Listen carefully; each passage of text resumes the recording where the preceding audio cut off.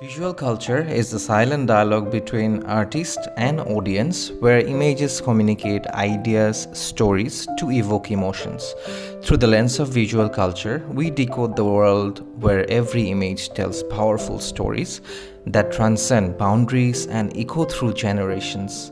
I'm Abdullah Fahim from Bangladesh, and I come from a media and communication background where I studied cultural representation through cinema, advertisements, and journalism. Fascinatingly, this course has been familiar and relevant for me as I enjoyed every bit of it. Little did I know that I could learn culture from global perspectives from brilliant minds. Our dear teacher and my course mates have delivered thought-provoking and eye-opening ideas throughout the course. In the beginning of the course, I learned in depth about paintings where male and female gaze have been prominently shown. These pictures show how the gaze was prominent then and how they prevail even in advertisements today.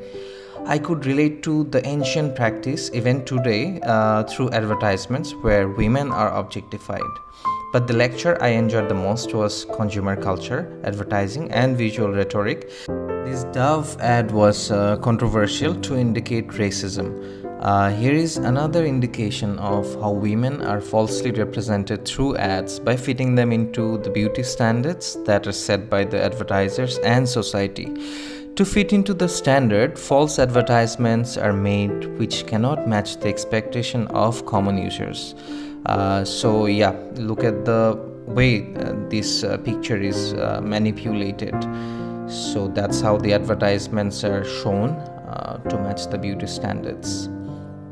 And also some other print ads show the same. And here is an ad of Telenor, which is known as Grameenphone in Bangladesh. In the caption, the lady says, "I balance business as well as my home." Therefore, the stereotypical statement by the advertisers caused a huge controversy in the country. It was also interesting to learn how images can be reproduced and remixed like parody for various platforms like social media and magazine. However, the topic gender has a significant role in visual cultural studies worldwide. I have learned how political propaganda has been spread or initiated using manipulative photography. Here is the anti-hijab movement that started in Iran in 1979. Moreover, from the examples shown in the class, I am aware that photos can be interpreted in thousand ways by hundreds of people. It depends on their demography, ethnography, and upbringing on how they interpret the images. These pictures have a context that viewers can decode in numerous ways. And talking about these photos, how can I forget this Pulitzer Prize winning controversial photo named Vulture and the Little Girl taken by Kevin Carter on March 1993 in Sudan. It was immensely compelling and heart-touching. The interesting fact about this photo is that actually it was a boy which was thought to be a girl. I also learned about the technology of photography which was used centuries ago to store images. Well, as visual culture is the topic here, there is a lot to catch outside the class as visuals are everywhere around us. So after learning about ways of seeing things, advertising and gender in visuals, I started interpreting every visual elements I saw around me, be it in bus, trams or anywhere in the city, even in market. The visual illustrations on trams gives a visual message to the passengers and the pedestrians. Even inside the buses and trams, there were advertisements being shown in the small displays. I saw ads running in the busy shopping zones as well. It was interesting to see brands promoting their products and services. I also found more ads running in the screen of the bus stops. This is something I think as an effective way of advertising and also enhance the aesthetics of the city. But too much of advertising also reduces the beauty of the city. That's also needs to be considered. The idea behind looking here and there is if we look closely, there are visual messages being delivered to us constantly everywhere around us.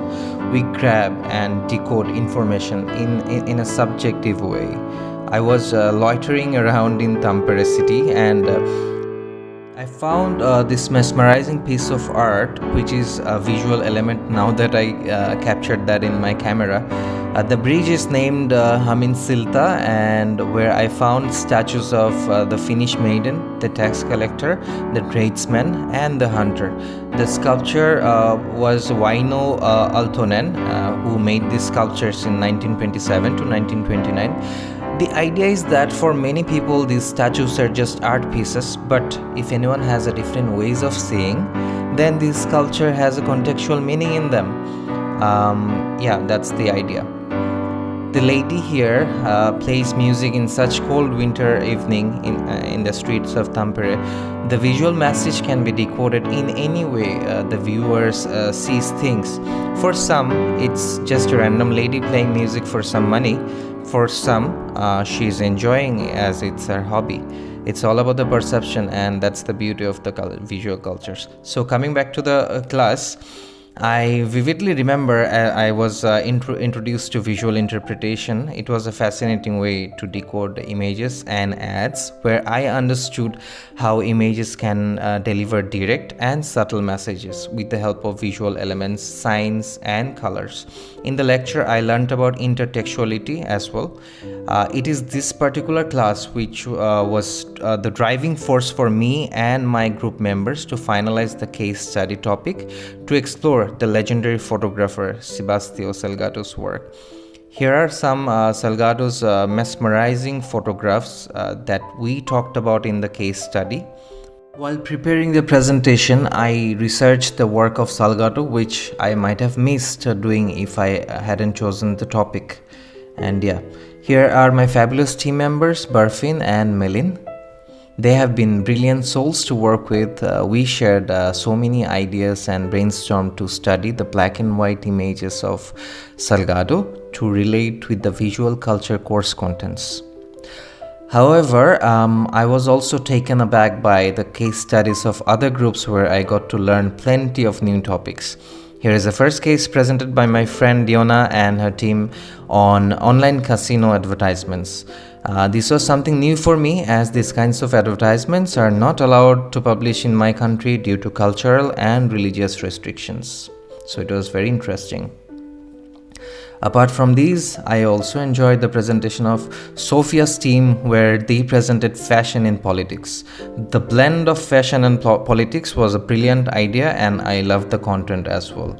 But the content-wise, I found the presentation on shock advertising very explicit and detailed. They presented some bold images and pointed out how women are objectified through ads. Later, the case on Rohingya issue in Bangladesh was obviously familiar to me, as I come from the same country.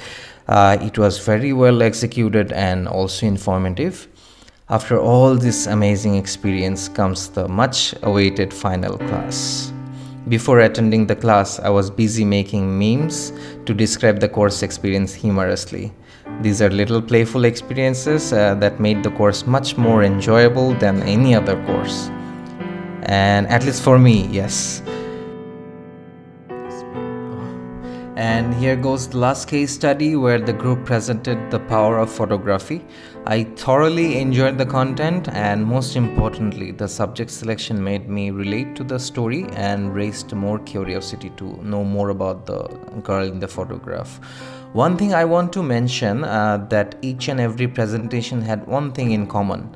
That was the interaction with the class. It was the fantastic way of presenting and engaging with the audience, not just by presenting but also by interacting with them.